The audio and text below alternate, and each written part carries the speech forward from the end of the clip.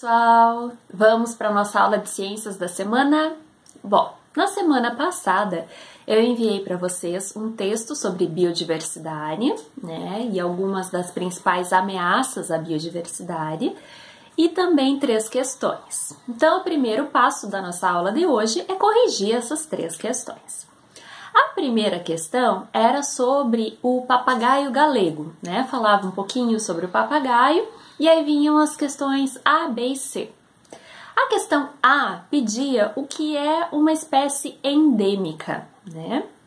Uma espécie endêmica é uma espécie característica daquele local, é uma espécie adaptada àquele local, adaptada à alimentação daquele local, ao clima daquele local, a todo o ecossistema que envolve, né? É uma espécie que vive lá super bem naquele lugar, tá?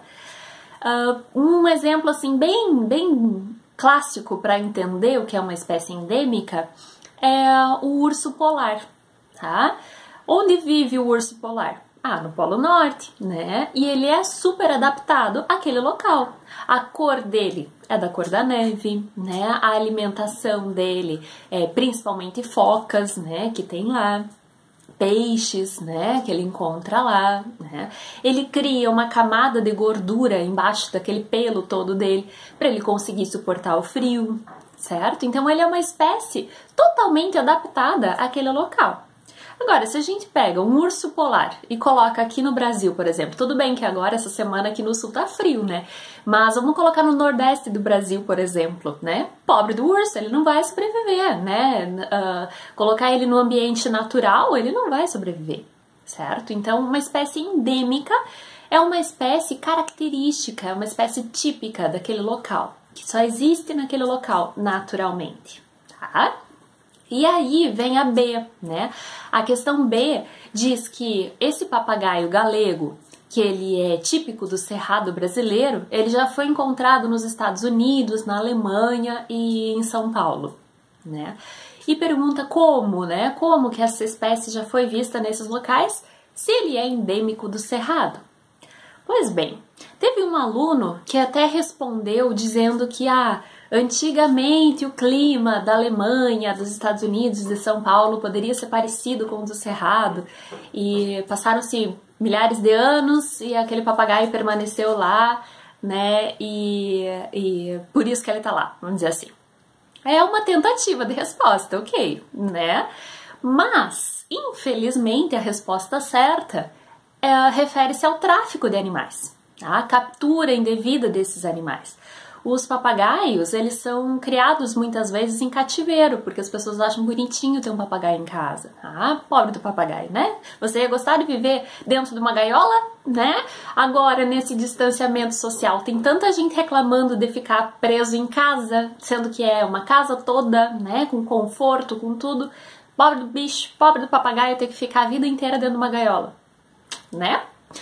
Então, infelizmente, a B, né, a resposta B dessa pergunta se refere a isso, tá? A captura indevida dos animais do seu ambiente natural e o tráfico, né? Quem captura esses animais vende esses bichinhos para algumas pessoas que vão criar.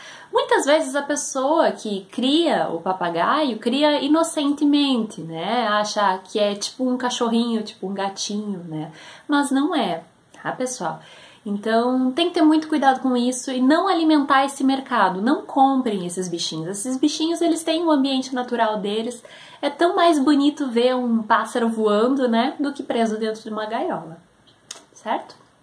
Bom, a C pergunta se você conhece alguns dos animais endêmicos aqui de Torres, né, da sua região, ou seja, Torres, né, onde a gente mora. Alguns alunos responderam peixe-boi, por exemplo, tá?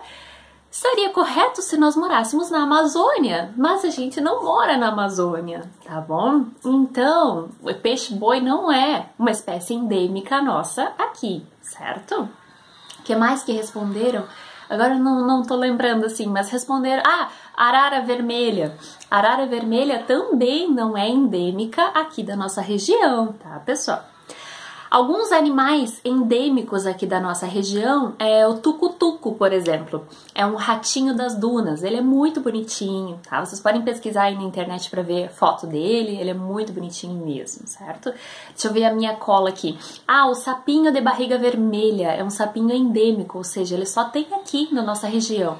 Ele é um dos símbolos do Parque Estadual da Itapeva. Tá? Ele é protegido ali no parque, é um sapinho bem bonitinho, ele é pretinho, pequenininho, e tem a barriguinha vermelha, tá? Tem umas manchinhas vermelhas na sua barriguinha e patinhas.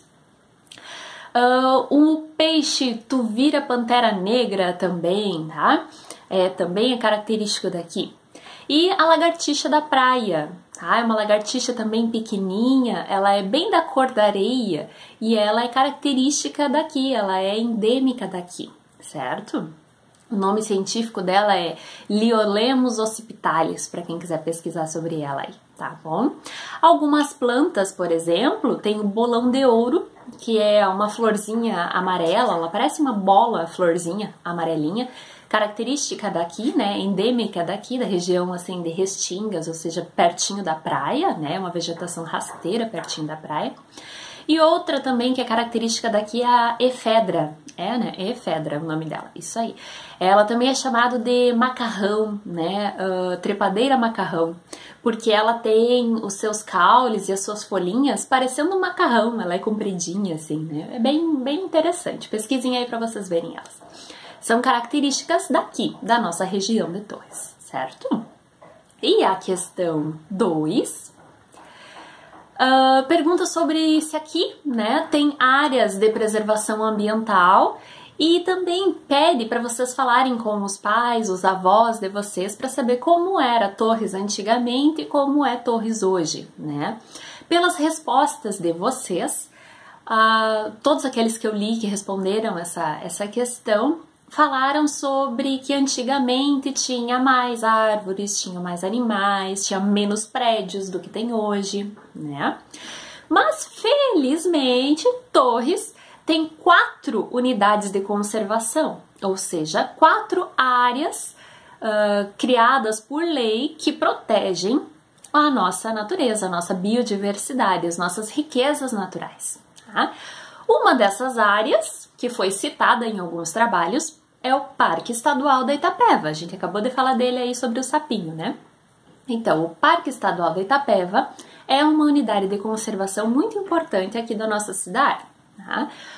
Outra unidade de conservação é a Ilha dos Lobos, o Refúgio da Vida Silvestre Ilha dos Lobos, né? A gente consegue ver ele da praia, principalmente de cima do Morro do Farol, a gente consegue ver, né? É um refúgio mesmo para pinípedes, ou seja, para leões marinhos, lobos marinhos, né? E para muitas aves também migratórias que passam por ali, certo? Essas 2 unidades foram citadas. Outra unidade de conservação que não foi citada nos trabalhos, pelo menos até agora, enquanto eu tô gravando o vídeo, né?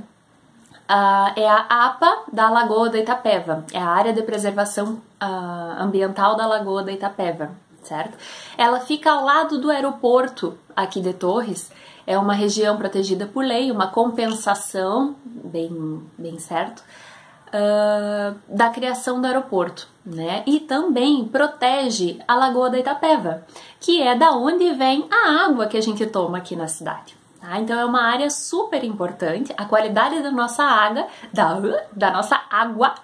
a qualidade da nossa água, ela está bem relacionada à área de preservação ambiental da Lagoa da Itapeva, tá? E a 4ª unidade de conservação aqui da nossa cidade é a RPPN Recanto do Robalo, tá?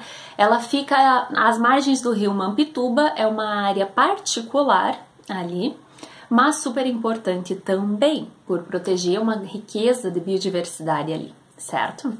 Alguns dos trabalhos citaram também o Parque da Guarita, que sim, é uma unidade, não é uma unidade, né, mas é uma área super importante que protege ali uma riqueza linda, né? É um dos principais cartões postais da nossa cidade, o Parque da Guarita, certo? Ele não é considerado exatamente uma unidade de conservação, ele já foi considerado. Hoje ele é um parque turístico, tá? devido à grande movimentação de pessoas que tem por ali por ano, né? Mas sim, ele é uma importante área que conserva a biodiversidade também. E lindíssima, né? Tão bom dar uma volta de bicicleta lá pela pista, né? Eu vou tomar um banho de sol, pegar uma praia lá. Ai, é lindo, eu adoro o Parque da Guarita também. Certo? E é ao lado, né, do Parque da Itapeva. Então, ele funciona como uma zona de amortecimento para o parque. Muito bem. Finalmente, a questão número 3. Dá o nome de uma espécie de planta comestível e a atividade é vocês pesquisarem que planta é essa, que nomes que essa planta recebe, certo? É a Arracácia xanthorrhiza, né? E aí, vocês descobriram que trata-se da mandioquinha, também chamada de aipim. Outros nomes, eu vou ter que colar aqui, né? Outros nomes é batata baroa, batata fiusa, batata salsa, cenourinha amarela ou cenourinha branca, tá? Nessa mesma questão, pede qual a importância de ter um nome científico, tá? A Arracácia xanthorrhiza, por exemplo. Qual a importância disso? Por que eu não posso chamar de aipim simplesmente, né? Bom, porque, como vocês descobriram, tem vários nomes populares. E em diversos locais, essa mesma mandioquinha é chamada de formas diferentes. Então, esse nome científico, ele serve para unificar, para ser conhecido da mesma forma em todos os locais do mundo. Tá? O nome científico ele serve para isso, para padronizar, certo? Eu vou chamar a mandioquinha, né, a Arracácia xanthorrhiza, aqui no Brasil, de Arracácia xanthorrhiza. Eu vou lá para os Estados Unidos, vai ser da mesma forma. Eu vou lá para o Japão, é da mesma forma, tá? Por exemplo, o cachorro, tá? O nosso cachorro, a gente chama de cachorro aqui nos Estados Unidos, né? Em inglês é dog, em espanhol é perro, se eu não me engano, né? Mas em cada local o cachorro vai ter um nome diferente. E para padronizar, o cachorro tem um nome científico também, tá? É Canis familiaris. Então, Canis familiaris é o cachorro nosso aqui, Canis familiaris é o cachorro, é o dog lá dos Estados Unidos, Canis familiaris é o perro da Argentina, tá? Então, Canis familiaris é o nome científico do cachorro. E o nosso? Seres humanos, qual é o nosso nome científico? Nós temos um nome científico. Pesquisem aí, vamos ver qual é o nosso nome científico. Nós somos animais também, tá? Bom, então essas foram as 3 questões da aula passada. Eu vou mandar o gabarito igual para vocês corrigirem aí nos trabalhos de vocês. E também agora, então, vou falar sobre a atividade dessa semana. Já que nós estamos falando de espécies endêmicas aqui de Torres, né, nomes científicos, então, a atividade da semana é aproveitar um material muito bom que a equipe do Parque Estadual do Itapeva criou, tá? Eles criaram uma história onde os animais ali do parque, os animais protegidos ali pelo parque, eles se preocupam com o sumiço dos humanos. Nós estamos em plena pandemia, né, do coronavírus, ou também Covid-19, né, e nós, seres humanos, paramos de circular por aí, como a gente fazia antes, né. Então, os animais do Parque Estadual da Itapeva, eles se preocupam com esse sumiço, e eles criam uma alternativa para descobrir o que aconteceu com os seres humanos, tá? É uma historinha muito legal, que tá aqui, tá? Vou mandar como anexo na aula, no nosso Google Sala de Aula. A atividade é, vocês vão ler essa história, tá? Em seguida, assim que vocês terminarem de ler a história criada pela equipe do parque, vocês vão fazer uma lista com os nomes dos animais que aparecem na história, tá? Vocês vão, pode ser no próprio computador, vocês podem digitar o nome das espécies que aparecem ali. Não precisa ser o nome científico agora, tá? Só o nome do animal mesmo que aparece.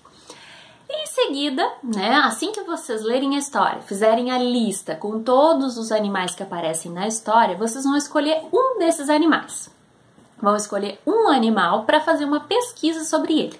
Aí sim, vocês vão pesquisar qual é o nome científico desse animal, vocês vão pesquisar qual é o tamanho que ele pode chegar, quais são as cores desse animal, do que ele se alimenta, como ele se reproduz, onde ele vive, quais são os hábitos, se ele é noturno, se ele é diurno. Vou pesquisar tudo, se tiver alguma curiosidade sobre esse animal. Além disso, vão selecionar uma foto, ou se não tem como selecionar uma foto, fazer um desenho desse animal. Vocês podem fazer direto no computador e me enviar no Google Sala de Aula, ou se preferir, pode fazer no caderno, tirar uma foto e anexar no Google Sala de Aula, certo? Qualquer dúvida, estou à disposição. Boa atividade. Beijo!